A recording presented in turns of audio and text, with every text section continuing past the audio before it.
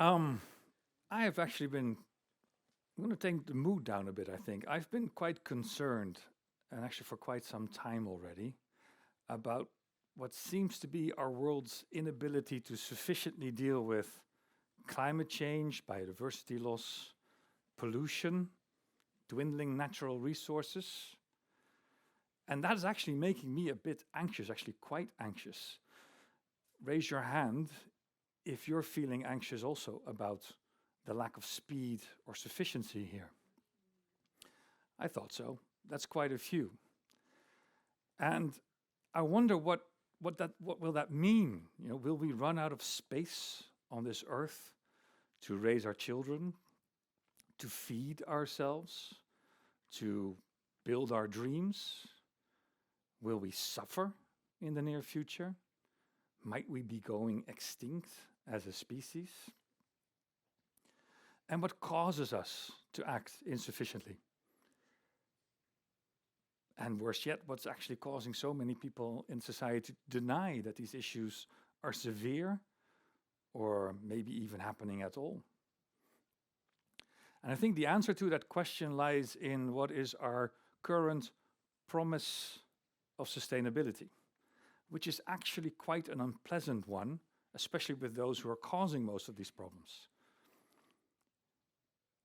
We've grown up in a paradigm of growth.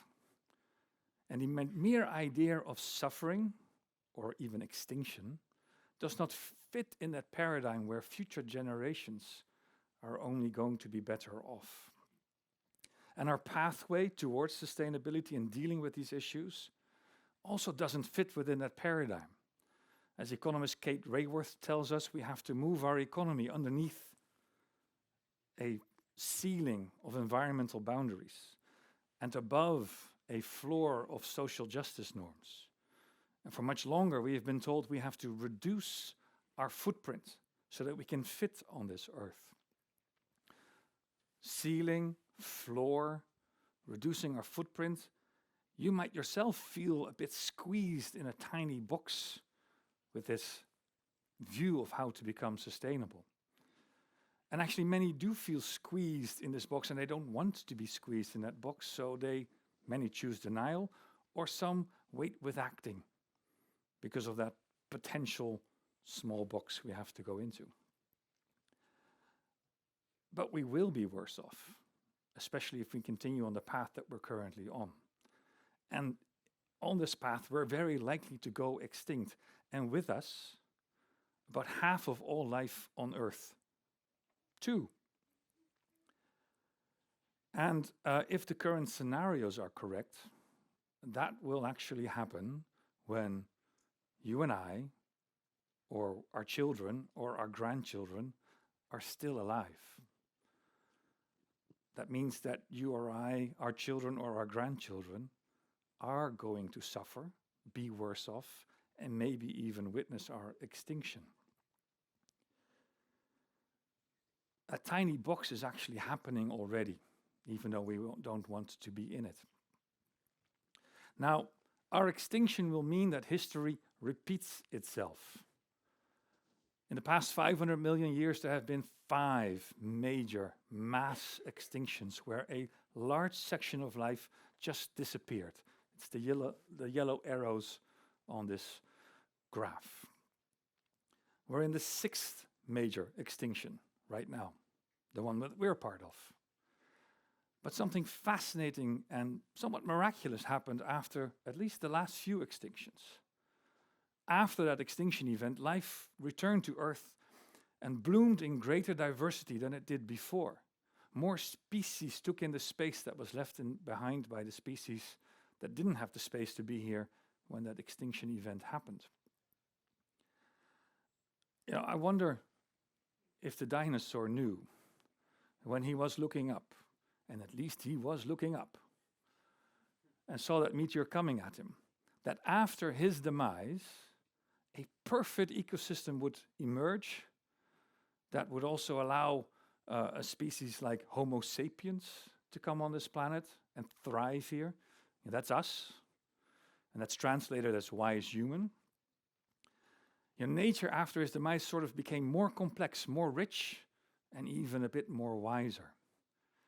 And that's likely to happen after our extinction also. Life will bloom again, probably. More complex, more rich, and hopefully a lot more wise. But I have daughters, and I don't want them to suffer. And if the worst case scenarios are true, I don't want me to suffer either. So then what? Something wonderful happened to me.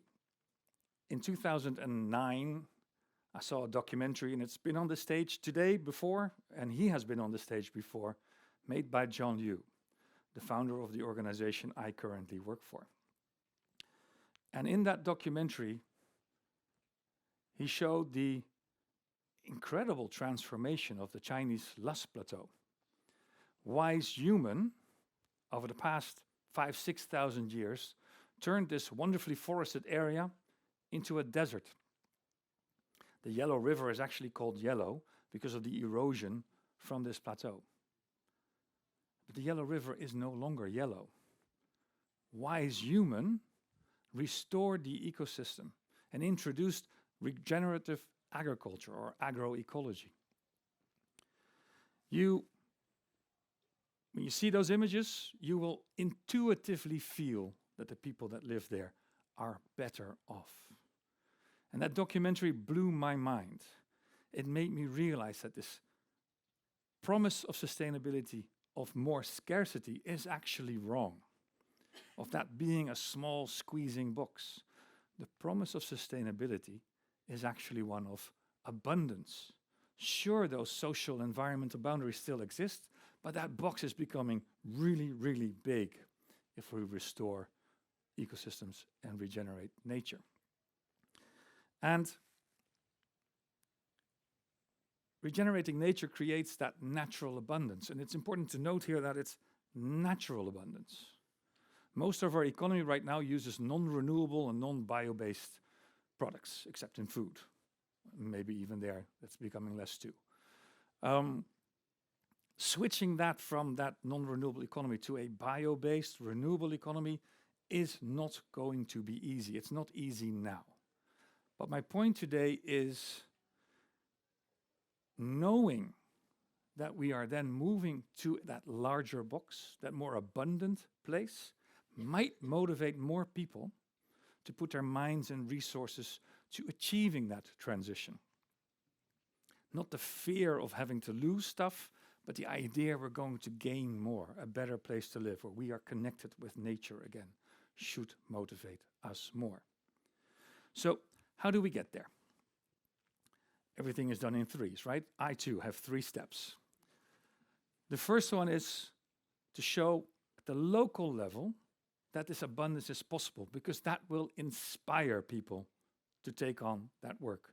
So one is inspiration from the proof that abundance is possible. The second one is education. Billions of people need to be put to work on this.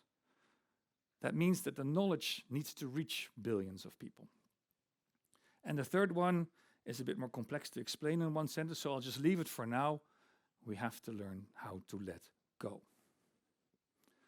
So let's start with that first one, inspiration. The inspiration that follows that abundance is possible. I'm also going to take you to the Sinai Desert.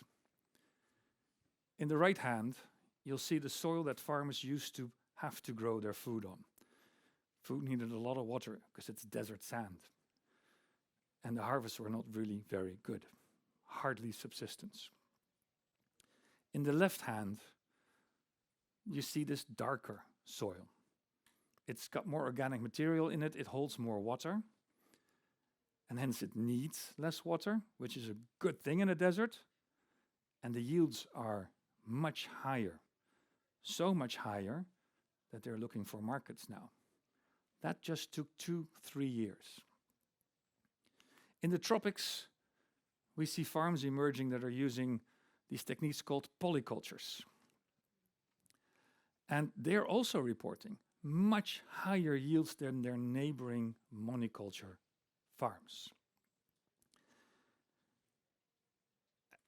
What all these farms are doing, they are using techniques of agroecology, and they're linking to the natural system. And they're reporting these huge yield increases. Actually, some farms report a yield increase of a factor 100. I see you looking, you might be more conservative, a bit skeptic. Let's say it's a factor 10, but that's actually still a lot. And it's the science that got us here. We used to think we have to remove all of nature from our fields to grow our food and the materials we need from nature, or remove forests so that we can have more of these fields. What the science has learned us now is that agriculture at its most natural is actually at its most productive. High trees for timber and nuts, smaller trees for our fruits, bushes, plants for our everything else we need, and even animals, all in the same field, mimicking a natural system. We have learned how ecosystems work, and we've also learned how to mimic them. Second thing is what we've learned is the role of real natural areas near these agricultural systems, where all of biodiversity can bloom. We've learned that their relationship is mutually reinforcing. So what these new farmers are doing, they're also reforesting the hills. They're restoring the savannas. They are restoring the mangroves and the corals. Actually, that's fishers, but still important. They've learned that agroecology and larger natural areas go hand in hand and create that abundance.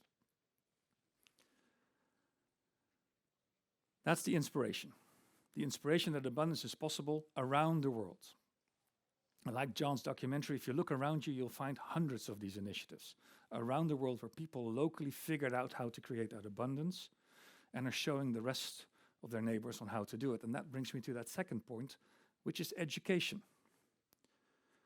It might feel intuitively really good, and you intuitively will know that nature is more abundant, but it takes a bit of a deeper insight to know how ecosystems work, how to restore them, or how to mimic them.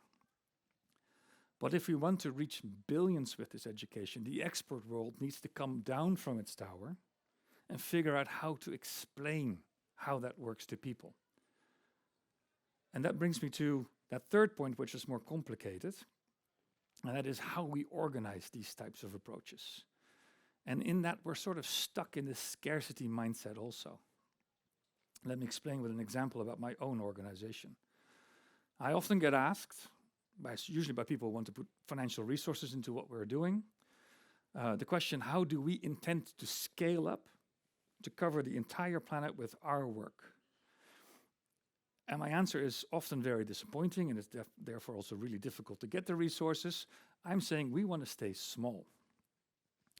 Our intention is not to be the organization that saves this planet. Our intention is to move forward that inspiration, help get that education to the level of everyday people, especially living in degraded lands, and let things happen. Let all these ideas, all these experiments, all these new thoughts bloom in the places where they are. You know, we're so used in our economy and in the way we deal with our charities to look for a winner that we put our scarce resources into. Because somewhere we've also been told that nature and life is about competition. But life is not about competition, it's about collaboration. You know, there isn't one tree that grew tall enough to cover everyone with shade and provide us with all the food we need. There's millions of trees that form a forest with all other life. Life is about collaboration. Even being eaten by another species is a form of collaboration in that system. So, what then do? We have to spread these ideas to multiple organizations. And we call this, and this is that third element, we can scale up the impact that we want through scaling out. Not one initiative can cover the entire planet, not one initiative can rescue the entire world, and actually probably not one idea. We need to figure out how we can spread our resources amongst many. And we're seeing already that scaling out works with that three-step formula. That same example in the Sinai, It started at one farm who saw a YouTube film and changed to regenerative agriculture, figured out how to do it, actually called someone at Wageningen.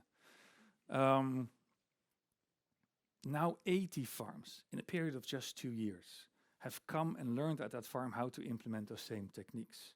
There's no central organization in place. There's not someone who's saying, now it's your turn, here's some money. Now it's your turn, here's some money.